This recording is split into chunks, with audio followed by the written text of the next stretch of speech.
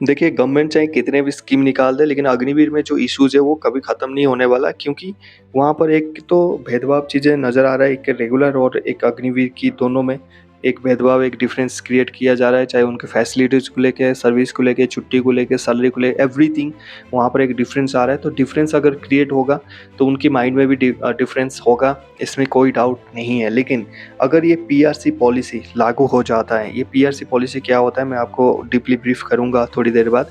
अगर ये चीज़ें लागू हो जाता है तो यहाँ पर कहीं न कहीं चीज़ें बिल्कुल सॉल्व हो जाएगा और गवर्नमेंट का कुछ पैसा जो बचाना चाहता है पेंशन में, वो भी बच सकता है।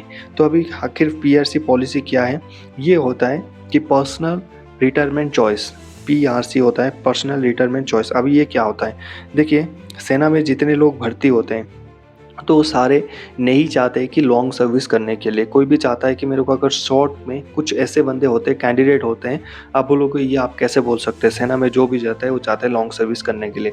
एग्जैक्टली ऐसा नहीं है, क्योंकि आप भर्ती नहीं हुए, आपको पता नहीं है। आप ऐसा कोई अगर आपके बंदे हैं जो भर्ती हुए, आपके कज़न है, फादर है या फिर मदर है, आपकी सेना में काम करते हैं, तो उनको पूछ लेना। और ये मैं अपनी एक्सपीरियंस के बलौते पर बोल रहा हूँ कि ऐसे बहुत सारे कैंडिडेट थे हमारे टाइम पे जो ट्रेनिंग के बाद 1-2 साल में सेना छोड़ के कोई एयरफोर्स में जाना चाहता था, कोई नेवी से आर्मी में आना चाहता था, कोई नेवी से सीआरपीएफ, कोई अपने स्टेट पुलिस में। ख़ास करके जो एक्सपीरियंस मेरे साथ हुआ कि जो ट्रेनिंग छोड़ने के बाद 1-2 साल सर्विस करने के बाद वो चाहते थे कि अपनी जो सर्विस है वो अपनी स्टेट सर्विस में देना चाहते हैं। घर से दूर रहना, इंडियन आर्मी की ड्यूटी करना काफ़ी मुश्किल उनके लिए हो जाता था। घर छोड़ के आना, कोई किसी की माँ-बाप की एक लड़का है, कोई 2 लड़का है, लेकिन वो काफ़ी क्वालिफ़ाइड है, वो सेना से एसएससी सीजीएल में जाना चाहते हैं। तो काफ़ी एक उनके लिए कॉम्प्लिकेटेड लाइफ़ था, फ़ौज से वॉलंटरी डिस्चार्ज लेना। और फ़ौज इतना जल्दी छोड़ता नहीं है, क्योंकि आपके पीछे वो काफ़ी पैसा खर्च करता है। आप बोलोगे कहाँ से खर्च करता है? जो आप लोग खाना खाते हो ट्रेनिंग पे, बुलेट्स फायर करते हो, वेपन्स चलाते हो, इसकी भी खर्चा आता है। कम से कम एक सोल्जर्स के पीछे 15 लाख के आसपास खर्चा होता है एक ट्रेनिंग में। जब उस टाइम ट्रेनिंग 6 महीने की बेसिक ट्रेनिंग में इतने पैसे खर्च हो जाते हैं, इतने फायरिंग कर लेता है, इतनी चीज़ें सीखता है वो। तो इसलिए ऐसा नहीं कि गवर्नमेंट आप गए और बोले कि मैं जाना चाहता हूँ, मैं अपने स्टेट पुलिस में सर्व करना चाहता हूँ और फ़ौज छोड़ देगा, ऐसा नहीं है। और तो वहाँ पर काफ़ी कॉम्प्लिकेटेड होता था, लोग छोड़ के नहीं जा पाते थे और ज़बरदस्ती उनको 15 साल करना होता था, फिर वो पेंशन जाते थे। अगर यहाँ पर गवर्नमेंट को अगर पैसा बचाना है तो ऐसे बहुत सारे कैंडिडेट होंगे।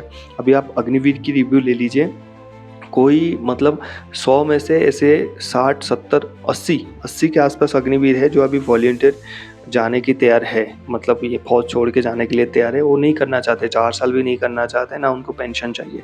वो सोचते हैं कि ठीक है, हम अपनी यहाँ से जाना चाहते हैं, 1-2 साल सर्विस कर लिया, जाके हम अपने नौकरी करेंगे। जो रहना चाहता है वो रह रहा है। तो पीआरसी होता है पर्सनल रिटायरमेंट चॉइस। अगर ये इसको गवर्नमेंट लागू कर देता है तो यहाँ पर ये होगा, जो 50,000 अग्निवीर हम हर साल भर्ती करेंगे, जो प्लानिंग है इसका, तो यहाँ पर 4 साल के बाद पीआरसी लागू कर दिया जाएगा, पर्सनल रिटायरमेंट चॉइस। यहाँ पर अगर पर्सन वॉलंटियर करते हैं आगे करने के लिए 15 साल के लिए, उन जितने भी करते हैं उनको मौका दिया जाना चाहिए।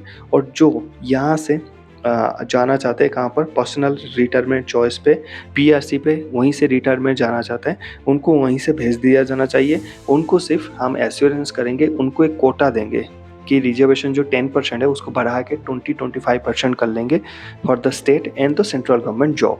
तो उनमें उनसे क्या हो जाएगा, काफ़ी लोग क्या करेंगे, यहाँ से अग्निवीर से निकलेंगे और जो 20-25% अगर कोटा मिल जाता है तो काफ़ी बढ़िया हो जाएगा उनके लिए। वो जाएंगे, अपनी फ़ाइट करेंगे। कोई एसएससी सीजीएल में जाना चाहता है, कोई सीएचएसएल में जाना चाहता है, कोई एसएससी सेंट्रल पुलिस ऑफिसर में जाना चाहता है, कोई फ़ौज से सीआईएसएफ में जाना चाहता है, जो भी जहाँ भी जाना चाहता है। कोई स्टेट पुलिस में नौकरी करना चाहता है एसआई में, कोई इंस्पेक्टर बनना चाहता है, कोई यूपीएससी करना चाहता है। तो अगर हम उन कोटा दे दें, और कोटे एक रिजर्वेशन की कोटा दे रहे हैं बस, और कुछ नहीं दे रहे हैं उनको, एक रिजर्वेशन को कोटा दे रहे हैं, तो अगर उसको हम दे देंगे, वो पर्सनली मतलब वहाँ से निकल के वो अपने अपने जगह पर फिक्स हो जाएंगे, वहाँ पर जाके पढ़ के वो फिक्स हो जाएंगे। बाकी जो वॉलंटरी करना चाहते हैं वो हम रख लेंगे। तो इसमें क्या होगा, वॉलंटियर किया मतलब बंदा ने मोरल के साथ वो फ़ौज में आगे सर्विस देना चाहता है। तो ऐसे बंदे क्या होते हैं, फ़ौज के लिए अच्छे होते हैं। क्योंकि आप सुने होंगे पैरा एसएफ में कोई किसी को भेजा नहीं जाता, सब वॉलंटियर करके आते हैं ट्रेनिंग करने के लिए। पैरा एसएफ में किसी को नहीं भेजा जाता, सब वॉलंटियर ही आते हैं। उनमें कॉम्पिटिशन होता है, जो अव्वल दर्जे के होते हैं उनको रख लिया जाता है, बाकी को यूनिट में भेज दिया जाता है। जो यूनिट में जाते हैं ऐसा नहीं कि उनकी इज़्ज़त नहीं होता, उनकी काफ़ी इज़्ज़त होता है, क्योंकि पैरा एसएफ की ट्रेनिंग के लिए फॉर्म भरना अपने आप में बहुत दम चाहिए, ठीक है? और ट्रेनिंग कुछ दिन में चाहिए, एक ही दिन ट्रेनिंग कर लो, उसमें भी आपकी काफ़ी काबिलियत और काफ़ी हिम्मत चाहिए एक दिन भी पैरा एसएफ की ट्रेनिंग करना, ठीक है? तो यहाँ पर कहीं न कहीं वो उन बंदे को अगर छाँट के हम गवर्नमेंट रख लेगा या फिर सेना रख लेगा, तो आगे जाके वो सेना के लिए अच्छे रहेंगे और बढ़िया मोरल सपोर्ट के साथ मोटिवेट होकर काम करेंगे, जो कि सेना को एक्चुअली में चाहिए। क्योंकि अगर आपकी जोश हाई नहीं है, मोरल अप नहीं है, मोटिवेट नहीं है एक सोल्जर, चाहे आप कितने भी वेपन्स उसको दे दीजिए, कितने भी मॉडर्न वेपन्स, कितने भी मॉडर्न टेक्नोलॉजी दे दीजिए, वो सही से काम नहीं कर पाएगा जब उसकी माइंड में इनसिक्योरिटीज़ चलता रहेगा। और ये अग्निवीर स्कीम एक इनसिक्योरिटीज़ है जो हर एक सोल्जर्स की माइंड में है। इसीलिए अगर गवर्नमेंट पीआरसी पॉलिसी को लागू करता है, पर्सनल रिटायरमेंट चॉइस, 4 साल हो गया, 50,000 कैंडिडेट है, उसमें से ऐसा कम से कम 10 से 15,000 निकलेंगे ही निकलेंगे गारंटी के साथ। अगर मैं पर्सनली होता, मैं 4 साल के बाद निकलता, क्योंकि फ़ौज में ड्यूटी करना 18-18, 20-20 घंटे ड्यूटी करना, हेडेक, वो सारी चीज़ें मैं ये नहीं है कि देखिए, इसका बिल्कुल ये मानना नहीं है कि किसी बंदे ने 15 साल सर्विस किया, किसी बंदे ने 4 साल किया तो देश की सेवा नहीं किया, गलत बात है। बंदा चाहे 1 दिन के लिए देश के लिए काम किया, यूनिफ़ॉर्म पहना, मतलब देश के लिए पहना, उसने 1 दिन भी बॉर्डर के लिए खड़ा रहा, क्योंकि यहाँ पर पर सेकंड में बुलेट लगता है, बंदा मर जाता है। तो इसलिए चाहे 1 दिन करे, 1 महीना करे, 4 साल करे, 15 साल करे, बंदा देश के लिए काम कर रहा है। अगर उसने 4 साल भी सर्विस करके बाहर जाके नौकरी किया परमानेंटली वॉलंटरी, वो भी एक सोल्जर कहलवाएगा। बाकी देश में भी यही चलता है, 2 साल के बाद चले जाते हैं, ठीक है? परमानेंटली चाइना में तो करना ही करना होता है। तो चाइना में क्या है, आपको 2 ईयर्स का तो सर्विस करना ही करना है, इन आर्मी को देना ही देना है, उनकी चाइनीज़ आर्मी को, फिर जाके आप सिविल में नौकरी कर सकते हो। तो इससे 2 चीज़ें बिल्कुल क्लियर हो जाएगा, गवर्नमेंट भी परेशान नहीं होगा, जिसको जाना है वो 4 साल के बाद अपना चला जाएगा, जिसको रुक के नौकरी करना है वो कर लेगा। तो गवर्नमेंट भी इसमें अच्छा है, जो सेना को मिलेगा वो भी अच्छे बंदे मिलेंगे, तो सारे अच्छे-अच्छे जगह फिक्स हो जाएँगे, प्रॉब्लम सॉल्व हो सकता है। ये एक बड़ी मतलब चेंजमेंट हो सकता है अग्निवीर स्कीम में। आपकी क्या राय है, आप बिल्कुल नीचे कमेंट सेक्शन में बताइए।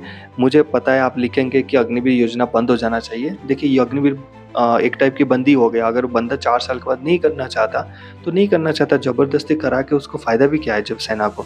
तो 4 साल के बाद वो अपना एक रिज़र्वेशन उसको दे दीजिए, रिज़र्वेशन कोई भी एग्ज़ाम के लिए रिज़र्वेशन दे दीजिए, यूपीएससी छोड़ के बाकी के लिए दे दीजिए। अपना दम होगा, वो अपना नौकरी कर लेगा। 4 साल के बाद जैसे-जैसे करना है उसकी मर्ज़ी है। 4 साल के बाद वो चला गया, चला गया। बाकी जो रह गए, वो रह गए। यहाँ कोई ये नहीं बोलेगा कि मैं करना चाहता था, मेरे को निकाल दिया यहाँ पर। मैं करना चाहता था, तो मैंने फॉर्म भरा, मैं कर रहा हूँ। जिसको नहीं करना चाहे, 4 साल के बाद वो चला जाएगा, अपनी रिज़र्वेशन लिया, वो अपनी दूसरी जगह पे सर्विसिंग किया। यहाँ पर गवर्नमेंट भी खुश, देश की युवा भी खुश और सेना भी खुश। तो आपके हिसाब से पीआरसी पॉलिसी को लागू करना चाहिए या फिर नहीं करना चाहिए? आप नीचे कमेंट सेक्शन में बताइए। मिलते हैं नेक्स्ट टॉपिक में। जय हिंद।